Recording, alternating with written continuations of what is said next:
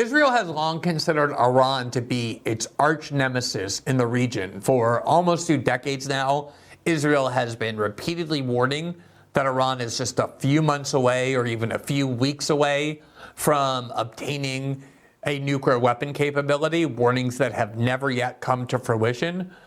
Iran has always been the country that Israel claims is the greatest threat to peace in the region. It is the country that Israel claims is a terrorist regime that wants to wipe Israel off of the face of the map. Now, the reality is that while Iran does actually employ proxy agents throughout the region, they, for example, just like the United States does, the Iranians, for example, do support and fund and finance the group Hezbollah, which people in that region regard as a defensive force against Israeli incursions into Lebanon, which happens very frequently. But of course, Israel and the West consider Hezbollah to be a terrorist organization.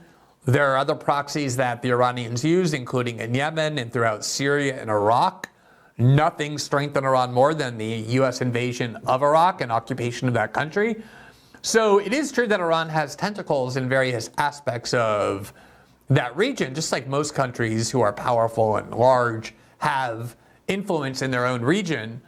But the reality is Iran has not fought a war since the 1980s, which is when they had a protracted and quite vicious war with Saddam Hussein in Iraq, a war that the United States supported Iraq and Saddam Hussein in. It's hard to make the case that Iran is some kind of unique warmongering country, given that in those decades, since Iran has had their last war, the United States and Israel have both been involved in various ways in numerous wars, countless wars, in fact. It's a very similar dynamic to the narrative about China. We're constantly being told that China is this grave menace to world peace, that they are bent upon military domination. And yet China has not fought a war since 1979. That is a fact. Again, China has influence in its region. It suppresses the people of Hong Kong and Tibet. But China has not fought an actual war with any other country since 1979. Again, think how many wars the United States has fought, from Panama and Yugoslavia and Central America and Grenada and Iraq and Afghanistan and Syria and Libya. Now the war in Ukraine, bombing Yemen, etc., helping the Israelis bomb and destroy Gaza. The list is endless. And in fact, when the United States pulled out of Afghanistan after 20 years, spending trillions of dollars, losing the lives of many American soldiers, China released a video mocking the United States for the trillions of dollars it spent on these pointless wars. The war in Afghanistan did nothing. Taliban marched right back into power as if nothing happened. The only two effects of the invasion of Iraq was that Iran was strengthened by eliminating Saddam Hussein, a dedicated enemy of Iran, and strengthening the Shia militias with which Iran uses to exert its influence in Iraq. And then the other effect of the invasion of Iraq was to create a vacuum out of which ISIS emerged. And the Chinese mocked the United States for spending all of their resources on these endless wars that achieved nothing, and pointed out that while the United States was doing that, China used its resources to build high-speed rail that connected its entire country. So when we hear these narratives all the time about how China is the aggressor and the United States, which has military bases encircling China, is the innocent victim, the innocent peace-loving victim, or how Iran is the terrorist state, and the United States and Israel are just the peace-loving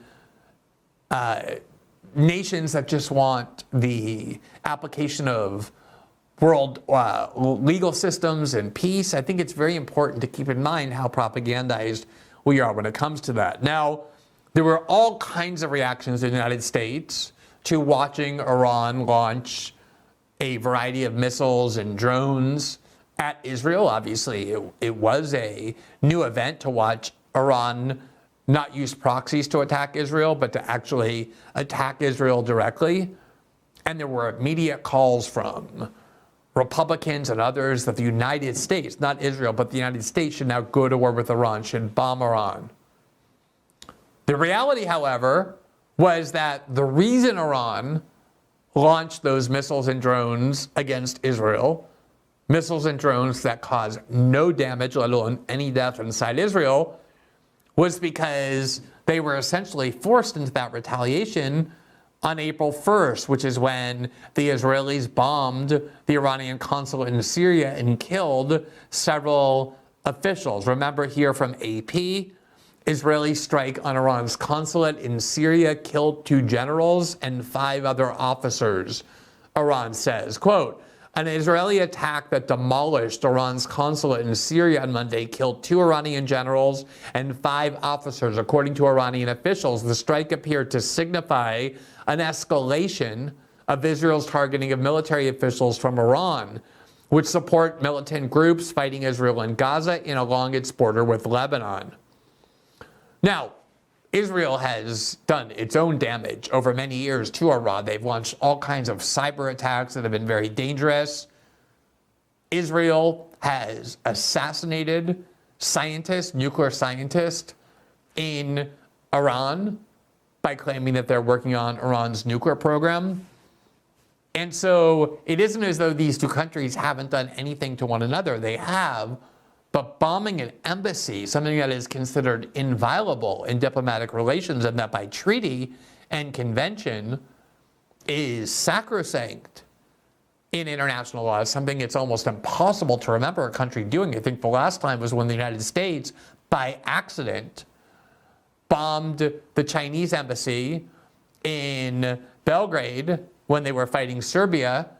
And they profusely apologized, insisting it was an accident. But I can't remember the last time that a country deliberately bombed another country's embassy. That is a massive escalation, almost guaranteed to provoke a retaliation and a response from Iran as it did. Now, as I said, Iran wanted to show that it would not sit by passively. No country could.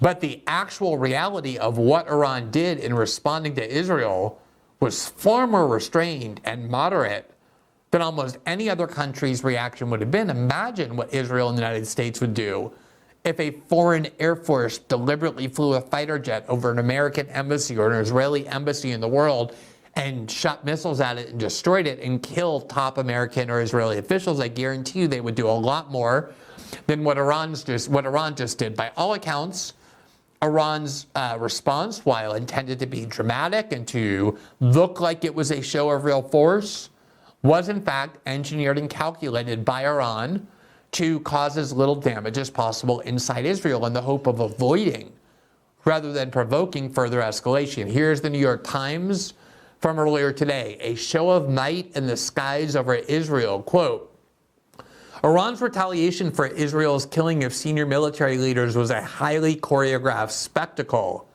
But fears of wider war still loom. The more than 300 drones and missiles that hurtled through Iraqi and Jordanian airspace Saturday night before they were brought down seemed designed to cause maximum drama while inflicting minimal damage, defense officials and military experts say. So let's just highlight there. The point of the Iranian response was designed to create maximum drama while inflicting minimal damage. Which party seems to be the more restrained, the more rational, the more moderate, the more eager to avoid regional escalation? The Israelis that bombed the Iranian consulate in Damascus and killed senior leaders? Or Iran, which deliberately responded in a way that seemed dramatic, seemed to be a resolute show of force, but was one which in fact was guaranteed, as the Iranians both knew and intended, to cause almost no damage inside of Israel. Quote, just as they did back in 2020 when retaliating for the U.S. killing of General Soleimani, Israeli leaders this week gave plenty of warning that they were launching strikes. Iran also sequenced the attack a retaliation for airstrikes on Iranian embassy building in Syria on April 1st in such a way that both Israelis and Americans were able to adjust their arsenal aerial defenses once the Iranian missiles and drones were in the air. The result? A lot of bang, but relatively little destruction on the ground.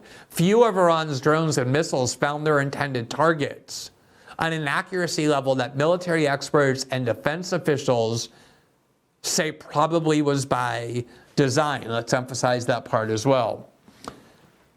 The fact that there was no damage was at an accuracy level that military experts and defense officials say was probably by design. So unlike the Israeli attack on Iran, which blew up their building and killed their senior officials, the Iranians responded in the most harmless and benign way possible, on purpose, by not using their most powerful weapons, by not using fighter jets, by not shooting missiles from Hezbollah, their proxy, which has over 100,000 highly precise missiles aimed at almost virtually every Israeli city. There's no doubt Iran could cause a lot of damage inside Israel if it wanted to. And the reason it didn't was because they purposely used the kinds of drones and missiles with advance warning. Everybody knew exactly when the attack was coming because Iran signaled it, that would be designed to avoid escalation. Quote, Iran planned the attacks in a way that would send a warning to Israel and create deterrence, but avoid sparking a war, according to two members of the Islamic Revolutionary Guard Corps who spoke on the condition of anonymity because they were not authorized to speak publicly. Mr. Biden has made clear to Israeli leaders that while the United States is committed to defending Israel, he has no interest in attacking Iran. In fact, the president and his team, hoping to avoid further escalation, are advising Israel that its successful defense against the Iranian airstrikes constituted a major strategic victory that might not require another round of retaliation, U.S. officials said. Now, I have not given Joe Biden credit in almost any instance that I can remember over the last 6 months since October 7th. He has financed and armed the Israeli devastation of Gaza with no limitations of any kind, with no red lines, with no conditions, as he has done throughout his entire adult career. But it seems like American officials understand what Netanyahu tried to do here, to purposely spark a major retaliation with Iran that would then lead to a wider regional conflagration in which the United States would feel duty-bound to join a war fighting Iran, which is what the Israelis have wanted for a long time. Here from Axios yesterday, quote, Biden told Bibi U.S. won't support an Israeli counterattack on Iran. Quote, the official said that when Biden told Netanyahu that the U.S. will not participate in any offensive operations against Iran and will not support such operations, Netanyahu said he understood. U.S. Secretary of Defense Lloyd Austin spoke on Saturday with his Israeli counterpart Yoav Gallant and asked that Israel notify the U.S. ahead of any response against Iran, a senior Israeli official said. The United States and Western countries have major interests in avoiding a regional conflict involving Iran. Just to begin with, the spike in oil prices that it would cause would be highly destabilizing to the American and Western economies, which is obviously something Joe Biden seeks to avoid heading into an election just a few months from now. But on top of that, the United States has seen repeatedly the futility, in fact, the counterproductive outcomes of involving American military and American service members directly into a Mideast war. And so both the West and the United States are saying to Israel, look, it's your choice what to do, but we don't think you should engage in a serious retaliation against Iran. We'll see what Israel does. Unfortunately, there are members of both political parties, the wing of both parties that constantly wants to bring the United States to war, that supports every single conceivable conflict that the United States might get involved with. Here is Senator Marsha Blackburn, the Republican of Kentucky, on April 13th saying the following: Iran has begun launching drone strikes on Israel. President Biden, we must move quickly and launch aggressive retaliatory strikes on Iran. Tennessee. Sorry, did I say Kentucky? I meant the Republican from Tennessee. So here's Marsha Blackburn not just saying that Israel should go and start a war with Iran and do a major attack on Iran, but that the United States should. Even if you want to blame Iran for everything and claim that this harmless attack on Israel was some sort of grave act of war that merits massive retaliation in the Middle East war, why does the United States have to treat an attack on Israel as if it were an attack on the United States? Iran isn't threatening the United States. Iran has repeatedly made clear diplomatically and through its behavior that it seeks to avoid a war with the United States. In fact, when President Trump launched that highly provocative attack on Iran when it killed General Soleimani, a major figure of great importance to Iran, the Iranians were being urged by hardliners in the country to respond in an extremely aggressive way, and yet they mostly did to the United States what they just did to Israel. They had to show their dignity in not letting it go, but they purposely responded in a way that would be restrained and moderate and designed not to provoke future conflict. In addition to Marsha Blackburn, we have Senator John Fetterman, the Democrat from Pennsylvania, who, for reasons that should be studied at some point, has become one of the most fanatical and extremist supporters of Israel. He's almost never willing to criticize Joe Biden, and yet Senator Fetterman has repeatedly criticized Joe Biden for not doing enough to fight for Israel. The New York Times editorial board published an editorial saying, quote, military aid to Israel cannot be unconditional. Now, the New York Times is owned by the Sulzberger family. They are self-described Zionists. They have been editorializing in favor of Israeli wars, including the Israeli war in Gaza after October 7th. The New York Times is very pro-Israel, and yet John Fetterman thinks they're insufficiently supportive of Israel. And in response to the New York Times calling on military aid to be conditioned on the Israelis not ignoring all humanitarian considerations, not bombing aid workers, not using famine as a weapon, Fetterman responded, no conditions. We should just arm Israel without limitations of any kind, even if we believe that their behavior is harming American interests. That shouldn't matter to us. Israel should be the priority, not American interest. Because there are many times when U.S. support for Israel conflicts with and undermines U.S. interests. And so often politicians in Washington insist that it's not American interests that should be prioritized, but Israeli interests.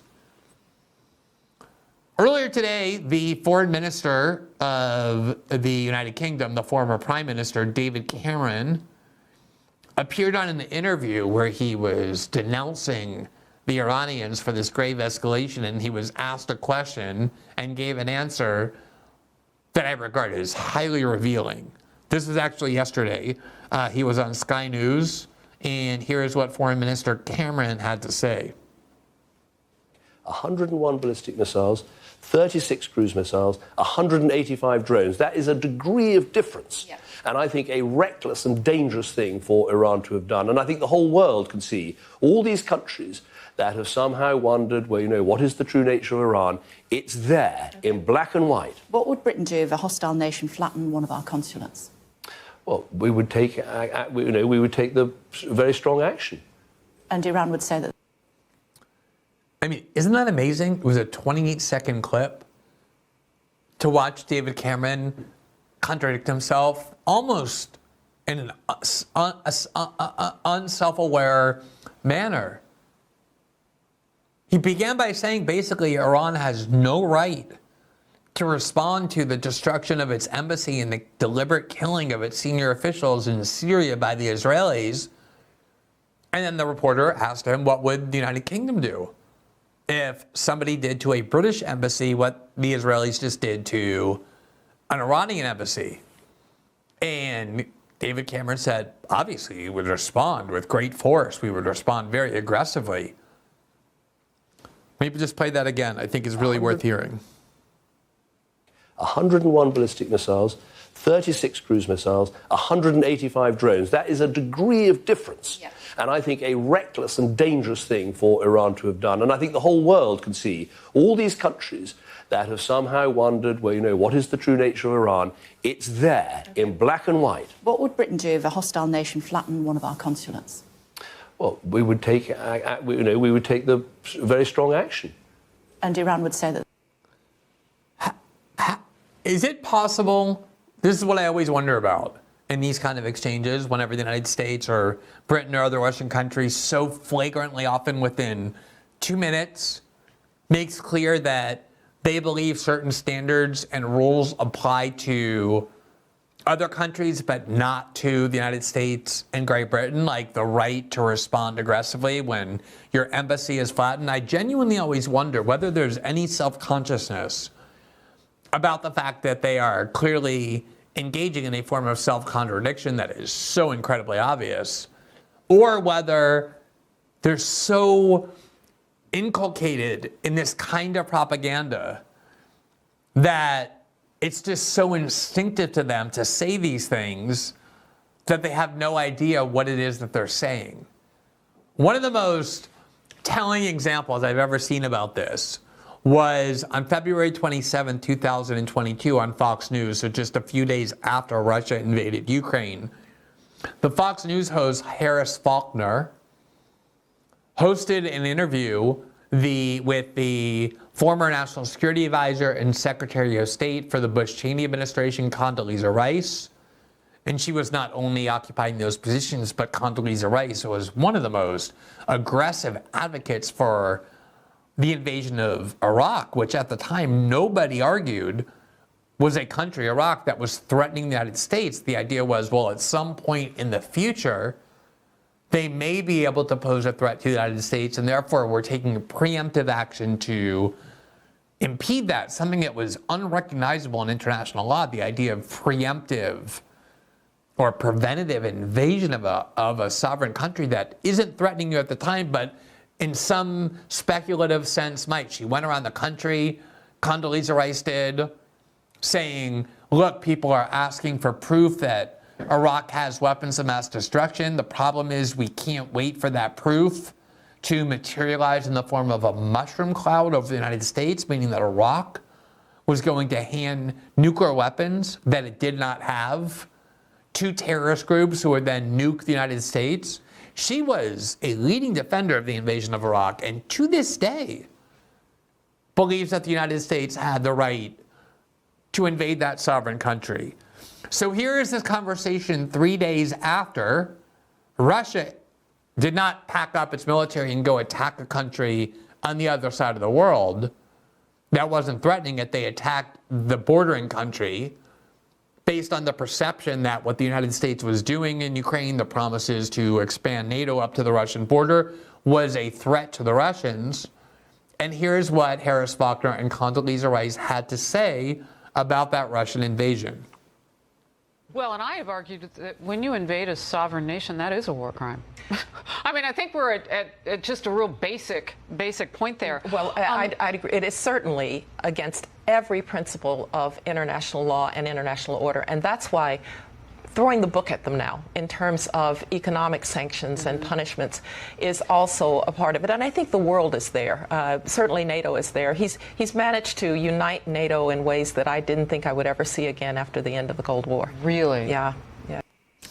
Let me just play that question again that caused Condoleezza Rice to nod in agreement.